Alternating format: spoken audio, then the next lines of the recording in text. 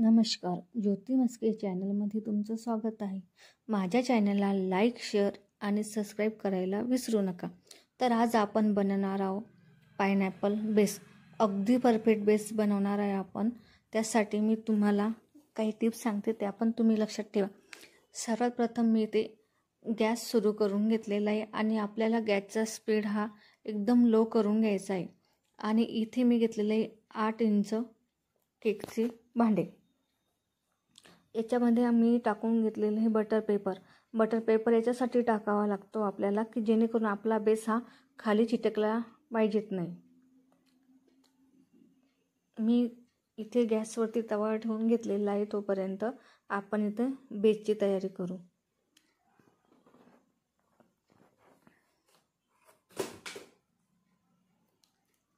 आपण हा जो बेस बनवत आहे ते एकदम व्यवस्थित मेजरमेंट आहे। तुम्ही शेवटपर्यंत व्हिडिओ बघा। मी इथे घेतलेला आहे 200 मिली 1 कप। हा खूप गच्च भरून घ्यायचा नाही आपल्याला।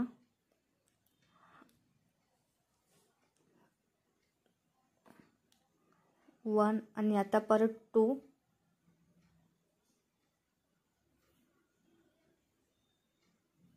तुम्ही बघू शकता मी बिलकुल असं गच्च भरून घेतलेलं नाही, बरोबर 200 मिली। आणि परत आपल्याला इथं 100 मिली घ्यायचं आहे। आपल्याला हा 1 kg चे बेस करायचा आहे। आणि हा जो बेस बनवायचा आहे मला, हा जी केकची ऑर्डर आलेली आहे ती हा उंच करायचा आहे। त्याच्यामुळे मी हा 2 भांड्यामध्ये लावून घेत आहे। आता हे बघा तुम्ही, मी इथे एसेन्ससाठी टीस्पून वापरलेला आहे। इथे 2 टीस्पून पायनॅपल एसेन्स टाकून घेते मी।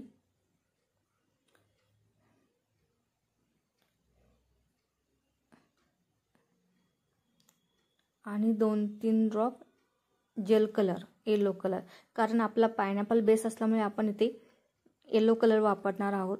आणि याच्यासाठी 200 मिली पाणी घेते। खूप जास्त पाणी टाकायचं नाही, कमी पाणी टाकून आपल्याला हा बेस तयार करायचा आहे।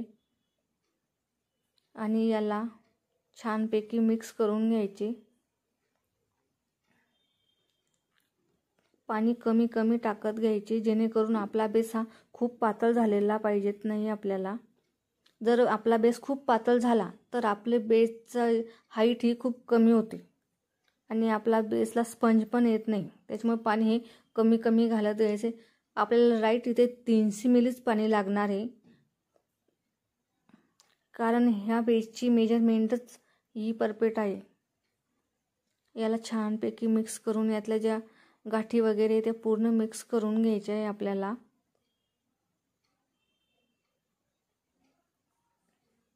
एकदम स्मूथ करून घ्यायचा आहे आपल्याला हा बेस।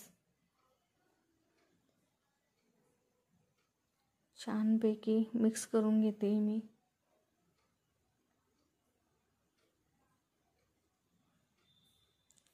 किती स्मूथ झाला तुम्ही बघू शकता, कारण जितने स्मूथ केला आपला बेस तितका परफेक्ट होणार आणि स्पंज पण छान येणार। त्याच्यामुळे याला चांगलं मिक्स करून घ्यायचंय। आपण त्याच्यामध्ये इसेन्स वगैरे टाकलेले पूर्ण मिक्स पण होऊन जातात आणि त्याला फ्लेवर पण छान येतो।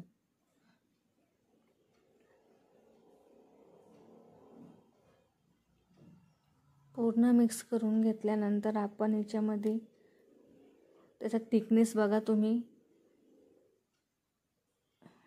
खूप पातळ केलेला नाही मी। आता यामध्ये आपण 1 टेबलस्पून ऑइल टाकून घेऊ। पहिले आपले इथे 2 टेबलस्पून यूज करायचा आहे, कारण हा 1 kg चा बेसची मेजरमेंट आहे।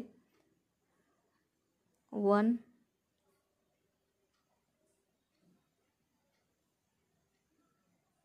and 2। आणि हे जे ऑइल आहे आपल्याला सगळ्यात शेवटी टाकायचं आहे, जेणेकरून अगोदर जर आपण टाकलं तर आपला बेसला स्पंज येत नाही। ही टिप्स इथे तुम्ही लक्षात ठेवायची आहे।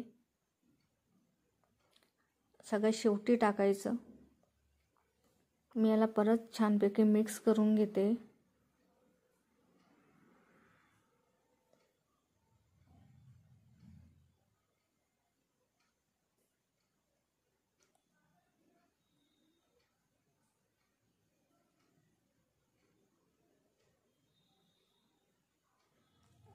आता आपण इथे बटर पेपरला ऑइल लावून घेतलेलं आहे. याच्यामध्ये आपण आता हे सर्व मिश्रण टाकून घेऊ. मी 1 kg केक होता, तो मला ½ kg मध्ये 2 केलेले मी, म्हणजे 1 kg मध्ये ½ kg.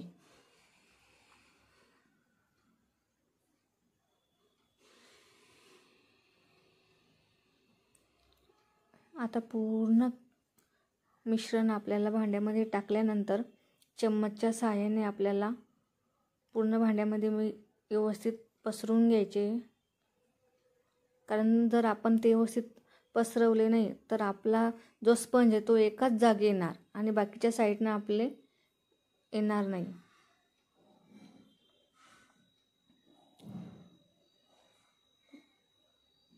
बघा मी किती छान त्याला हे करून घेते हे पूर्ण साईडने.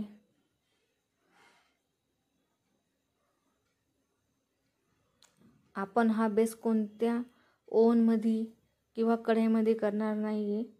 आपण हा डायरेक्ट तव्यावरती करणार आहे.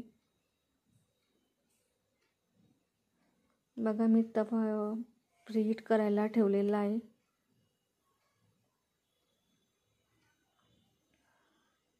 आता आपण हे बेस तव्यावरती 30 मिनिटासाठी ठेवून देऊ.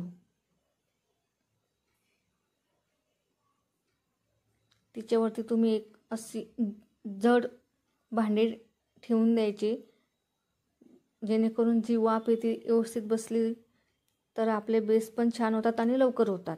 आणि हे बेस जेव्हा आपण करायला ठेवतो तेव्हा त्याला तीनदा चेक करायचे नाही. कारण तुम्ही तीनदा चेक केले तर आपला बेस होत नाही. 30 मिनिटानंतर मी हे बेस चेक करून घेते. बघा आपल्या टूथपेस्टला काही चिपकलेलं नाही, त्याच्यामुळे आपले हे बेस 30 मिनिटामध्ये एकदम व्यवस्थित झालेले आहे. आणि त्याच्यानंतर गॅस बंद करून आपले बेस आपण तव्यावरून खाली काढून घेऊ.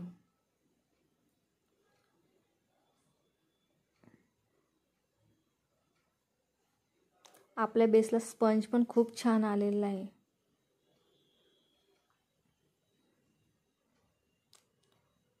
याला कमीत कमी आता 15 मिनिटं थंड होण्यासाठी आपण एका साईडला ठेवून देऊया.